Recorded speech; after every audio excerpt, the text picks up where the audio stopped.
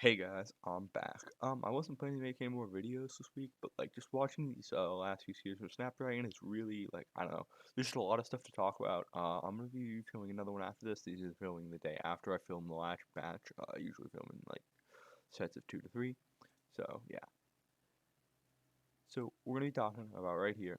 We're gonna be talking about this first Rift Herald fight. The reason we're talking about this is because I think that this was a big like crucial way that NGX really got into this series, right?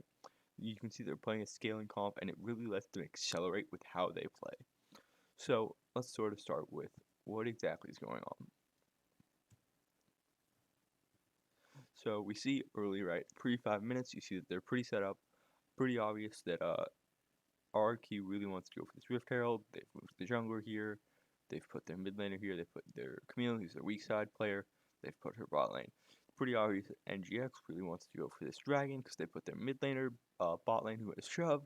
Um, and so they've got their Kha'Zix down here. They've also warded it out. You can see a lot of the good vision lines, so there's no really easy access into it, especially with the scuttle.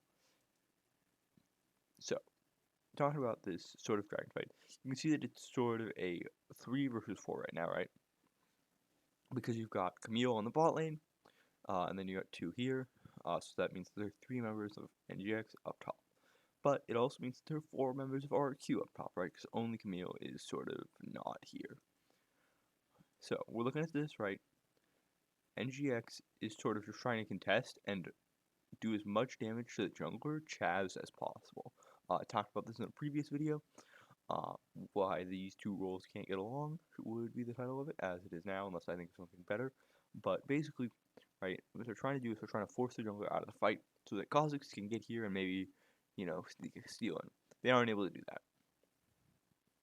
So Nasus ults, you see Senna ults, you see Riven still has her ult. That's very important because that means that's how Riven's going to do a lot of her damage. You see Gwen ults, which means that she's lost a lot of her ability to hit from range. And you see this Fiora ult, so they're trying to sort of burst down, draw here. Other than that, you see the Rakan ults being used, so that means that there's a lot of like the lockdown gone. And so really the only ultimate up that's going to have any sort of impact on these fights right now is this Ziggs ult and the Riven ult. So those are like the two key ultimates that we're looking at here. So this right here, you'll see that Riven, she's going to do the knock-up, and then she's going to do the stun. But because of how Exosin dashed back, he's not going to get hit back by the knock-up. But he does get hit by the stun. Meaning there's a 3-man stun here, and Nasus has the chance to sort of walk up and do a lot of damage. Riven will pop her ult and get, some big amounts of damage in.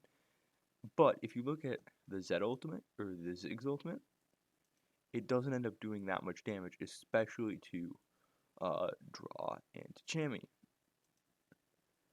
The other thing that's now sort of getting closer and closer to mention, right? You got to keep paying attention to this mid lane, right? Because you can see Kha'Zix and Zed are coming up as RRQ are trying to retreat. And Camille is still way down here. And she can only use her hook shot once because of the cooldown nerfs, right? You have to hit somebody to get that shorter timer, which means that she's not able to get into this fight for a while.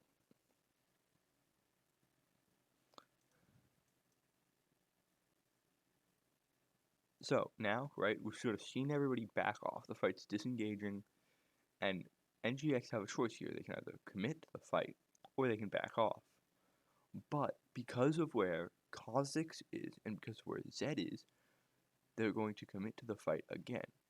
The reason for this is really important. It's because Kha'Zix now has mid-prio, which means that Camille is going to have to spend time to clear out this wave, right? So Kha'Zix has the ability to move up here while Camille is stuck here, sort of clearing out this wave so that her tower doesn't take a lot of damage.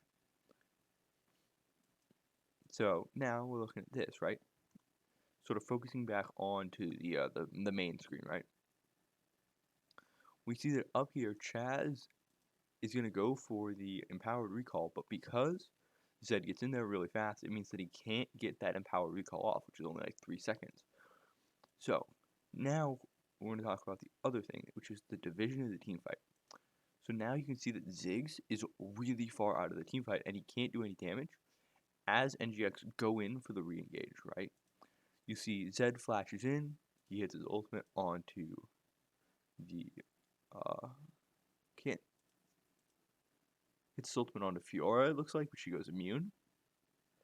But in the front line, Draw and Chammy are able to burst down the Gwen, who is again probably still on one item. She doesn't have a lot of health and sustain, so she's gonna get knocked out really fast. Like Gwen moments where she's gonna sort of sustain through the entire team.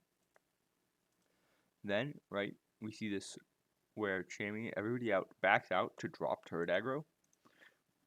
Right, so everything can back out, drop turret aggro. Boom, boom, boom, and everyone drops turret aggro. See, Chammy's gonna die, which is because he didn't drop turret aggro, but everybody else is dropping turret aggro. But at this same time, Kha'Zix has first move, so he's able to rotate up, hit the smite onto the Khan here, who's very low, and then immediately able to go on to Viper and chunk him out and kill him. And then they have this choice here, right? Where they really have the decision of, do we want to engage onto Camille or not? Because, like, look at the health bars, right? You can sort of see that they're all relatively low.